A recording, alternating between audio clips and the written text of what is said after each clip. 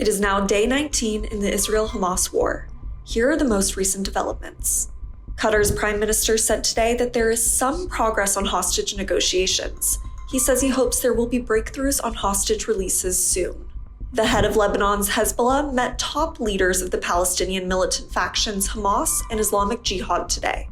Hezbollah said the leaders discussed what their alliance must do to, quote, achieve a real victory for the resistance. Nearly 6 lakh internally displaced people are sheltering in 150 United Nations Palestinian Refugee Agency facilities in Gaza. The Israeli military accused Iran today of having ordered recent attacks by Tehran-backed militias in Yemen, Iraq, and Lebanon. At the United Nations, the United States and Russia put forward rival plans on how to help Palestinian civilians. The US has called for pauses in the fighting, and Russia wants a humanitarian ceasefire. A pause is generally considered less formal and shorter than a ceasefire. The New Jersey Air National Guard's 119th Expeditionary Fighter Squadron arrived in the Middle East yesterday, according to the Pentagon press secretary.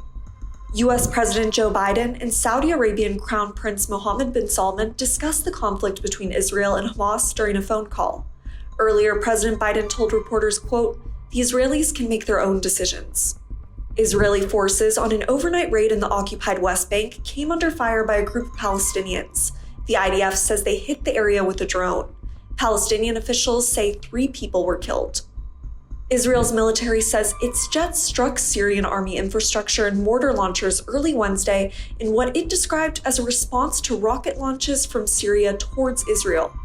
India's deputy permanent representative to the United Nations says India has sent 38 tons of food and critical medical equipment to Gaza. Thank you for joining us for this update. Stay tuned as we continue to bring you the latest developments in this complex and evolving situation.